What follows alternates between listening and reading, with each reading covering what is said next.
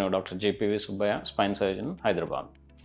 మనం ఈ విటమిన్స్, ఈ మినరల్స్ మీద రకరకాలు ఒక్కొక్క వైటమిన్, ఒక్కొక్క మినరల్ మీద మనం చాలా వీడియోలు చేసాము.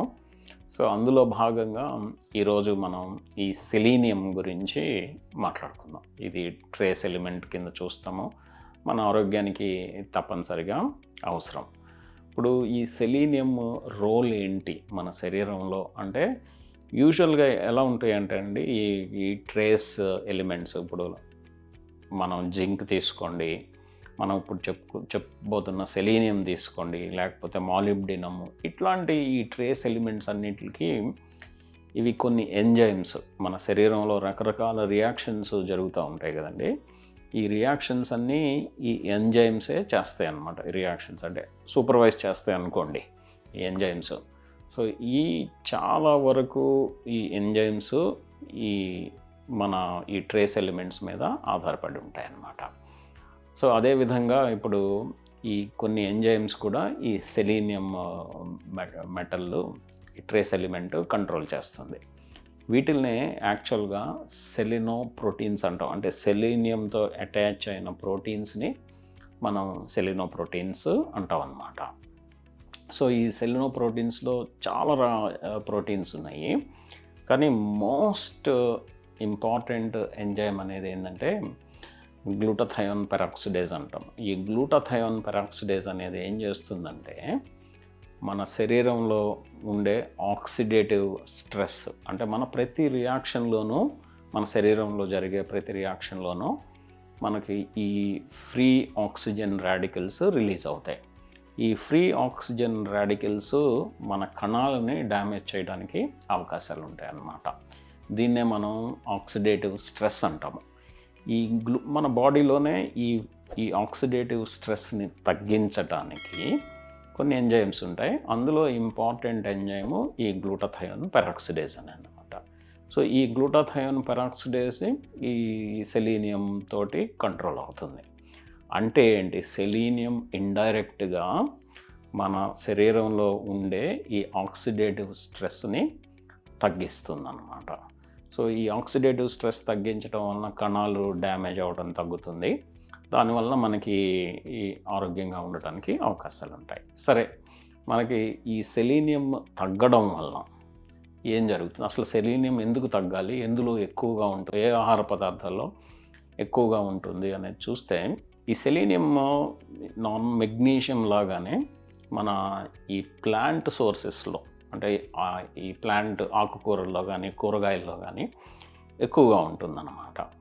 అంటే ఏంటంటే, ఈ ఆకుకూరలు ఈ నేల నుంచి ఈ సెలీనియంని తీసుకొని ఆకుకూరల ద్వారా మనం తీసుకోవడం జరుగుతుంది. కానీ మన మెగ్నీషియం డెఫిషియన్సీ ఎక్కువగా ఎలా కనిపిస్తుందో, ఈ సెలీనియం డెఫిషియన్సీ కూడా ఈ మధ్యకాలంలో ఎక్కువగా కనిపిస్తుంది. ఎస్పెషలీ చైనాలో చాలా ఎక్కువగా కేసులు కనిపిస్తున్నాయి అన్నమాట. ఇది ఎందుకు జరుగుతుంది అని అంటే, సేమ్ ఈ పెస్టిసైడ్స్ ఎక్కువగా వాడడం, ఈ ఫెర్టిలైజర్స్ ఎక్కువగా వాడడం, కెమికల్ ఫెర్టిలైజర్స్ ఎక్కువగా వాడడం వలన ఈ నేలలో ఈ సెలీనియం కూడా తగ్గి మనం తీసుకునే ఆకుకూరల్లో కూడా ఈ సెలీనియం తక్కువగా ఉంటుందన్నమాట. సో దానివల్ల మనకి ఈ సెలీనియం డెఫిషియన్సీ వస్తుంది. ఇంకొకటి ఏంటంటే, సెలీనియం మనకి పొట్టలో నుంచి మన శరీరంలోకి అబ్జార్బ్ అవుతుంది కదండి. ఏదైనా మనకి ఈ పొట్టకి సంబంధించిన డిసీజెస్, ఎగ్జాంపుల్ క్రాన్స్ డిసీజ్ అని ఒక ఇన్ఫ్లమేటరీ బౌల్ డిసీజ్ అంటాము.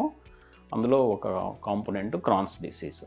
ఈ ప్రాబ్లం ఉన్న వాళ్ళకి ఈ సెలీనియం డెఫిషియన్సీ ఎక్కువగా వచ్చే అవకాశాలు ఉన్నాయి. ఇందులో రకరకాల ప్రాబ్లమ్స్ కనిపిస్తాయండి ఈ సెలీనియం డెఫిషియన్సీలో. ఎస్పెషల్లీ పిల్లల్లో ఈ హార్ట్ రిలేటెడ్ ప్రాబ్లమ్స్, మేము యాక్చువల్గా దీన్ని కెషన్స్ డిసీజ్ అంటాం, KESHANS, కెషన్స్ డిసీజ్ అంటాము. దీంట్లో ఇది సెలీనియం డెఫిషియన్సీ పిల్లల్లో వచ్చే ప్రాబ్లము. ఈ పిల్లల్లో ఏమవుతుందంటే, ఈ హార్ట్ ఎన్లార్జ్ అయ్యి హార్ట్ సరిగా పనిచేయక ఈవెన్ ప్రాణం కూడా ప్రమాదం ఉండడానికి అవకాశాలు ఉన్నాయి. సో పిల్లల్లో ఈ సెలీనియం సప్లిమెంట్స్, ఎస్పెషల్లీ సెలీనియం అందుబాటులో లేని ప్రాంతాల్లో చాలా ఇంపార్టెంట్. ఇంకోటి, చిన్నపిల్లల్లోనే ఎక్కువగా వచ్చేది కషీన్ బెక్స్ డిసీజ్ అంటారు. కషీన్ బెక్స్ డిసీజ్ అంటే అర్థం ఏంటంటే, పేరు పక్కన పెడితే ఇందులో ఏంటంటే ఈ బోన్స్, జాయింట్స్ ఎఫెక్ట్ అవుతాయి, దెబ్బతింటాయి అన్నమాట. ఎస్పెషలీ మనకి యాంకిల్ దగ్గర జాయింట్స్, మోకాళ్ళ దగ్గర జాయింట్స్, ఈ ఎల్బో జాయింట్స్, ఈ పాదాల్లో ఉండే జాయింట్స్ దెబ్బతినడానికి అవకాశాలు ఉన్నాయన్నమాట. అంతేకాకుండా ఇంకా పెద్దల్లో మామూలుగా ఈ గ్యాస్ట్రోఇంటెస్టైనల్ డిస్టర్బెన్సెస్, పొట్టబోయినట్టు ఉండడం కానీ, ఈ వామిటింగ్ సెన్సేషన్స్, వామిటింగ్స్, ఇటువంటి ప్రాబ్లమ్స్ రావడానికి అవకాశం ఉంటుందన్నమాట. సో దీనికి సీరియస్ ప్రాబ్లమ్స్ ఎస్పెషల్లీ పిల్లల్లో సెలీనియం తగ్గడం వలన వచ్చే ఛాన్సెస్ ఉన్నాయి. మరి వీళ్ళకి సెలీనియం తగ్గిందా, నిజంగా తక్కువగా ఉందా లేదా అని ఎలా తెలుసుకుంటాము అని అంటే, డెఫినెట్గా బ్లడ్ టెస్ట్ చేయాల్సిందే. ఈ బ్లడ్ టెస్ట్లో ఈ సెలీనియం లెవెల్స్ ఎంత ఉన్నాయి అనేది చూస్తాము. నార్మల్గా ఏంటంటే 70 నానోగ్రామ్స్ పర్ ఎంఎల్ కంటే తక్కువగా ఉంటాయి. 70 నానోగ్రామ్స్ అనే నెంబర్ గుర్తుపెట్టుకోండి. దానికంటే తక్కువగా ఉంటే మనం డెఫినెట్గా మనకి సెలీనియం తక్కువగా ఉందని చెప్పి అర్థం. ఇటువంటి సిచ్యుయేషన్స్లో ఆబ్వియస్గా సెలీనియం సప్లిమెంట్స్, ఈ మల్టీ మినరల్ సప్లిమెంట్స్ ఇవ్వడం వలన ఈ సెలీనియం లెవెల్స్ నార్మల్ అవుతాయి. దానివల్ల వచ్చే ప్రాబ్లమ్స్ తగ్గడానికి ఛాన్స్ ఉన్నది. ఇంకొక ప్రాబ్లం ఏంటంటే, ఈ మనం వైటమిన్ డి ఎక్కువ తీసుకుంటే వైటమిన్ డి టాక్సిసిటీ అంటే ఎక్కువ, దానివల్ల ప్రమాదాలు వచ్చినట్లే ఈ సెలీనియం కూడా మనం ఎక్కువ తీసుకోవడం వలన మనకి ప్రాబ్లమ్స్ వచ్చే ఛాన్సెస్ ఉంటాయి. దీన్నే మేము సెలినోసిస్ అంటాం. సెలీనియం ఎక్కువగా తీసుకోవడం మన శరీరంలో ఎక్కువగా ఉంటే, సో దానివల్ల కూడా మనకి పొట్టకు సంబంధించిన ప్రాబ్లమ్స్ వచ్చే ఛాన్స్ ఉంటాయి. ఎస్పెషల్లీ పొట్టబురం కానీ, వామిటింగ్స్, కడుపు నొప్పి, ఈ లూజ్ మోషన్స్, ఇటువంటి ప్రాబ్లమ్స్ వచ్చే అవకాశాలు ఉన్నాయన్నమాట. సో సెలీనియం అనేది ఇంపార్టెంట్ ట్రేస్ ఎలిమెంట్.